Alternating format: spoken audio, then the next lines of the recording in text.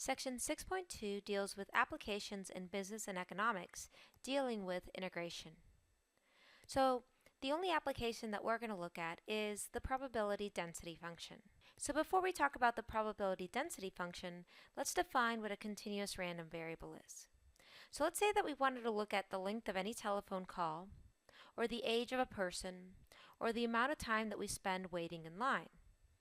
For each one of the things that we just mentioned, the quantity, which we can call x, is going to range over an interval of real numbers. Because of that, we're going to call x a continuous random variable. Now, if we consider an experiment in which that continuous random variable x is associated with some interval, let's say between c and d, then the event of the experiment is any subset of CD. So let's say that we're actually looking for the lifespan of a battery in hours. Then if you think about it, the sample size for the lifetime of a battery in hours is anything between lasting 0 hours to infinity.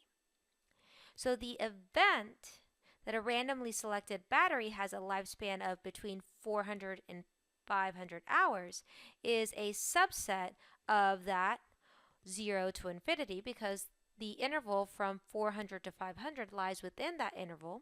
And we would say that the event that a randomly selected battery has that lifespan is described by that interval from 400 to 500 inclusive. Now, the probability that the battery we choose would have a lifespan of between 400 and 500 hours is denoted by P of 400 less than or equal to x, which is less than or equal to 500. But to find that probability, we need to use the probability density function that would be associated with the lifespan of the battery in hours. So what is a probability density function? Well, a probability density function is a function of a continuous random variable x in an interval I, where f is a non-negative function that satisfies the following three conditions. The first one is that f of x has to be greater than 0 for all real x. That's the same thing we said right here, that it has to be non-negative. The second, the area under the graph of that function over the interval from negative to positive infinity has to be exactly 1. So remember, the definite integral provides us with the area under the curve. So what we're saying is the area from negative infinity to positive infinity of our function has to equal 1. And finally, if CD is a subinterval of negative infinity to positive infinity, then the probability of that event occurring is equal to the integral from c to d of f of x dx. So if we knew what the probability density function was for the lifespan of the batteries in hours that we were talking about before, we would just find the integral from 400 to 500 of f of x dx, so that we could figure out the probability that that randomly selected battery would have a lifespan of 400 to 500 hours. Again, we would need that function there, and that function will be given for us. So before we look at solving problems that deal with probability density functions, let's first just play with some of these integrals, make sure that we are comfortable with them before we use them in an application problem. So for examples 1 and 2, the directions are to evaluate the following definite integral to 2 decimal places. So we have for number 1, the integral from 1 to 11 of e raised to the 0.03 times 11 minus t dt. Well, the first thing I notice here is that this is a multiplication, and I don't really like the fact that that's not distributed out, so I'm going to start with just rewriting it by distributing that 0.03 to both of those terms. Therefore, I have the integral from 1 to 11 of e raised to the, 0.03 times 11 is going to be 0.33 minus 0.03 times t is 0.03 t dt. Now I know I need to integrate this. Well, if I want to integrate this, then I know that it's e raised to a function, so I'm going to have to use u substitution. So I'm going to go ahead and set u equal to the function that e is being raised to. So if I let u equal 0.33 minus 0.03t, my derivative, or du, would equal, well, it would just be negative 0.03 dt. But I don't have a negative 0.03 dt, so I'm just going to go ahead and divide that out from both sides. Recall there's a 1 in front of this du, so we can say negative 1 over 0.03 is equal to dt. Now, most of the time I will change my limits of integration, but since my limits of integration here are not going to be something that is going to end up being some nice number, I'm going to go ahead and not change my limits of integration and do it at the end. So we're not going to change the limits of integration when we're doing these u substitutions. So since I'm using method 2, well, I know now I just want to rewrite this. So this becomes the integral from t equal 1 to t equal 11 of e to the u. And then don't forget your du needs you to also multiply the integral by negative 1 over 0.03. So negative 1 over 0.03 is a constant multiplier. I know it multiplies along. And the integral of e to the u is just going to be e to the u. And then this gets evaluated again where t is equal to 1 and t is equal to 11. So now I want to put the t's back in, get rid of my u's, and I move us right over here.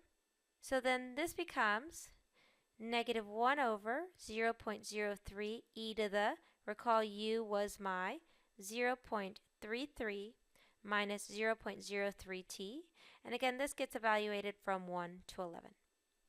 So plug in your upper limit of integration, negative 1 over 0.03 e to the 0.33 minus 0.03 times 11.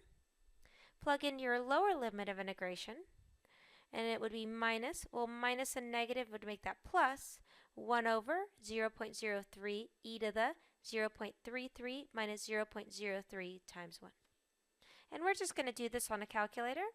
So grabbing a calculator, we would have negative 1 divided by 0.03 times e raised to the 0.33 minus 0.03 times 11. And this is plus 1 divided by 0.03, and that's times e raised to the 0.33 minus 0.03 times 1. Hit enter, and then to 2 decimal places, we're looking at 11.56. So this is going to be approximately 11.56. Let's look at number 2. Number 2 is very similar, except for you might notice here that we have the letter E twice. Well, what I'm going to do here is a few things. I still want to distribute this 0.06 to both of those terms, but then I'm also going to combine it to have one single base of E and not two. So I'm going to do it one step at a time. So the first thing I'm looking at is distributing. So this becomes e to the, well, 0.06 times 15 is 0.9 minus, and 0.06 times t is 0.06t. And now we know in math that if our bases are the same and we're multiplying, we're allowed to add our exponents. So on the side over here, I'm going to add the exponents. So I have 0.05t plus 0.9 minus 0.06t. And if I combine like terms here, I end up with negative 0.01t plus 0.9. Therefore, this is really just the integral from 0 to 15 of e, and now that's going to be raised to negative 0.01t plus 0.9 dt. And then this problem becomes exactly like number 1 over there. I'm going to need to do a u substitution to work this problem out. So if I let u equal what e is being raised to, negative 0.01t plus 0.9, then the derivative, or the du here, would equal negative 0.01 dt. But I don't have a negative 0.01 dt, so I need to divide that out from both sides. Recall there's a 1 in front of that du. So I have negative 1 over 0.01 du is equal to dt. Now I'm just going to substitute because I'm not going to change my limits of integration. So this becomes the integral from t equals 0 to t equals 15 of e raised to the, recall that negative 0.01t plus 0.9 is my u. And then my dt is equal to that negative 1 over 0.01 du. And I know that this is just going to integrate as negative 1 over 0.01 e to the u evaluated from t equals 0 to t equals 15. So let's get rid of u and put our t's back. Therefore, we're looking at the integral from negative 1 over 0.01, and that gets multiplied by e, and now my u, recall, is equal to that negative 0.01t plus 0.9, and this gets evaluated from 0 to 15. And just like last time, we're going to plug in our upper limit of integration, and then we're going to plug in our lower limit of integration. Now this would be minus, but minus and negative would make that a plus. And then plugging in that 0 in place of my t. And then over here that should have said 0.9, not 9, but 0.9. And then we're just plugging this into a calculator to determine the answer. So if I plug this into a calculator, I would have negative 1 divided by 0.01, and that's going to be times e raised to the negative 0.01 times 15 plus 0.9, and that gets added to 1 divided by 0.01, and that gets times e raised to the negative 0.01 times 0 plus 0.9. And to about 2 decimal places there, I'm looking at 34.26. So this is going to be approximately 34.26.